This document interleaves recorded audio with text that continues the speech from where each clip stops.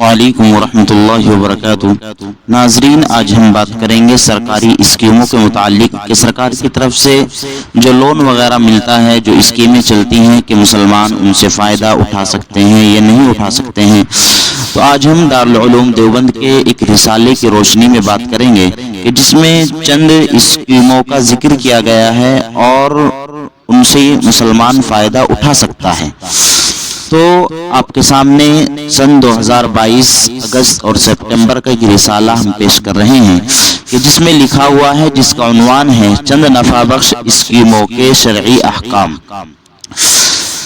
تو اس میں چند اسکیمیں ذکر کی گئی ہیں جس میں بچوں کی پیدائش کے وقت جو حکومت تعاون کرتی ہے، یا لڑکیوں کی شادی کے وقت جو حکومت تعاون کرتی ہے، اسی طریقے سے جو بے روزگار ہوتے ہیں ان کو حکومت تعاون کرتی ہے، اور اسی طریقے سے مویشی وغیرہ پر جو لون ملتا ہے، یا اعلیٰ تعلیم حاصل کرنے کے لیے جو لون ملتا ہے، تو مسلمان ان تمام اسکیموں سے فائدہ اٹھا سکتا ہے یا نہیں اٹھا سکتا ہے، ان کے کیا احکام ہیں۔ تو مختصراً ہم ان کو دیکھیں گے۔ تو بچوں کی پیدائش پر حکومت کی تعاون کی اسکیم جو ہے، سب سے پہلے ہم اس کو دیکھتے ہیں۔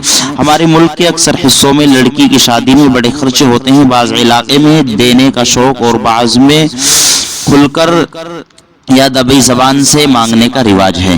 اس طرح بچی کی شادی کو گراں باری کا سبب سمجھا جاتا ہے۔ اسی وجہ سے ہزاروں بچیاں بلا نکاح بڑھاپے کو پہنچ جاتی ہیں، اور بہت سی بچیوں کو پیدا ہونے سے قبل ہی قتل کر دیا جاتا ہے، جبکہ بہت سی بچیاں خودکشی کا اقدام کر بیٹھتی ہیں اور بعض مرتد ہو کر غیر مسلم سے نکاح کر لیتی ہیں۔ تو یہ تو تفصیل اگر ساری آپ کو پڑھ کر سنائی جائے تو بہت لمبی ہو جائے گی۔ آپ کے سامنے یہ سب کچھ پیش کیا جا رہا ہے، آپ پڑھ سکتے ہیں، دیکھ سکتے ہیں، لیکن مختصراً ہم عرض کر دیتے ہیں کہ ایک اسکیم وہ ہوتی ہے جو بچی کی پیدائش کے وقت جاری کی جاتی ہے، اور اس میں بچی کا ایک اکاؤنٹ کھلایا جاتا ہے۔ اکاؤنٹ کھول کر حکومت کی طرف سے اس میں 10,000 روپے بچی کے اکاؤنٹ میں جمع کر دیے جاتے ہیں، اور 15 سال بعد کھاتے میں 1,00,000 روپے جمع کر دیے جاتے ہیں۔ سب کچھ حکومت کی طرف سے ہوتا ہے، اس میں بچی یا بچی کے والدین کچھ جمع نہیں کرتے۔ شروع میں یا درمیان میں بچی یا اس کے والدین کی طرف سے کچھ جمع نہیں کرنا پڑتا، اور نہ ہی اس مدت میں کوئی اس کھاتے سے رقم نکال سکتا ہے۔ یہ اسکیم بہت اچھی ہے، مسلمانوں کو بھی اس سے استفادہ کرنے میں کوئی مضائقہ نہیں، اس لیے کہ ابتدائی 10,000 پر بچی کی ملکیت تام نہیں ہوتی، اس لیے اس پر اضافے کو سود نہیں کہا جا سکتا۔ سود کی تعریف اس پر صادق نہیں آتی، یہ عطیہ اور ہبہ ہے، پوری رقم سرکاری تعاون ہے، اس سے استفادہ جائز ہے۔ اس کی نظیر پرائیویٹ فنڈ ہے، اس کے ملنے والا اضافہ تنخواہ کا حصہ بن کر تعاون اور ہبہ کے زمرے میں آتا ہے۔ تو آپ نے دیکھا کہ یہ اسکیم جو بچی کی پیدائش کے وقت حکومت کی طرف سے ملتی ہے، یہ جائز ہے۔ اسی طریقے سے بے روزگار نوجوانوں کے لیے تعاونی اسکیم۔ آج بہت سے نوجوان پڑھ لکھ کر بیکار بیٹھے ہیں، ان کو کوئی نوکری نہیں ملتی۔ ایسے افراد کے لیے حکومت کی طرف سے تعاون کی ایک شکل یہ اپنائی جاتی ہے کہ حکومت طلبگار کو حسب شرائط 1,00,000 روپے دیتی ہے، جس میں 80,000 روپے تعاون کے طور پر دیے جاتے ہیں۔ اس کی واپسی کا مطالبہ نہیں ہوتا، البتہ 20,000 روپے بطور قرض ہوتے ہیں۔ اس کی واپسی میں جتنی تاخیر ہوگی اتنا ہی سود بڑھے گا۔ اب اس کو سمجھیے کہ آپ کو حکومت نے 1,00,000 روپے قرض دیے ہیں، اور قرض دینے کے بعد یہ کہہ دیا کہ اس میں سے 80,000 آپ کے ہیں، یہ آپ کو واپس لے گا۔ حکومت جو آپ سے واپس لے گی وہ صرف اور صرف 20,000 روپے لے گی، اور 20,000 روپے اگر آپ دینے میں تاخیر کرتے ہیں، وقت متعین ہوگا، تو ان 20,000 پر آپ کو سود دینا ہوگا۔ تو اب اگر اس میں آپ تاخیر کرتے ہیں اور وہ سود بڑھتا جاتا ہے، وہ سود بڑھتے بڑھتے اگر ان 80,000 روپے کے دائرے میں رہتا ہے، ان 80,000 سے نیچے رہتا ہے، تو اس اسکیم سے فائدہ اٹھانا آپ کے لیے جائز ہے۔ اگر وہ سود 80,000 روپے سے بڑھ جاتا ہے، آپ نے 20,000 جمع نہیں کیے اور وہ سود بڑھتا رہا اور وہ 80,000 روپے سے زائد ہو گیا، تو پھر یہ آپ کے لیے یہ اسکیم ناجائز اور حرام ہو جائے گی۔ دوسری ایک اسکیم کا جو ذکر ہے وہ تعلیم کے لیے ہے۔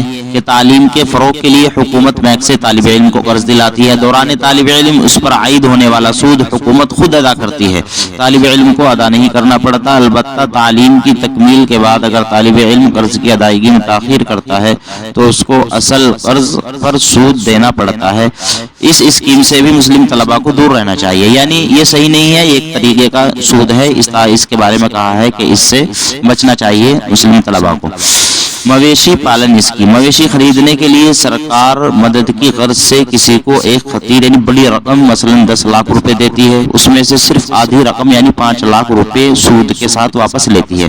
اگر کوئی جانور مر جاتا ہے تو بتانے پر اس کی خرید میں صرف ہوئی رقم دوبارہ دیتی ہے۔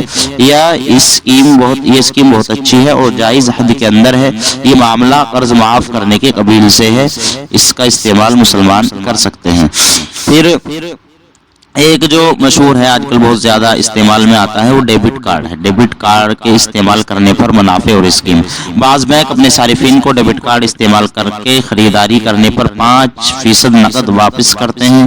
یہی کارڈ اگر پلین کے اندر یا ایئرپورٹ پر استعمال کیا جائے تو 20% نقد واپس کرتی ہے۔ مثلا 100 روپے کا سامان خریدا تو 80 روپے ہی صرف ہوتے ہیں، 20 روپے واپس آ جاتے ہیں۔ اس کے لینے اور استعمال کرنے میں بھی حرج نہیں ہے، اس لیے کہ بینک کو اس کمپنی کی طرف سے جس کا سامان خریدا گیا ہے نفع حاصل ہوتا ہے، اسی نفع میں سے صارفین کو کچھ فیصد ملتا ہے۔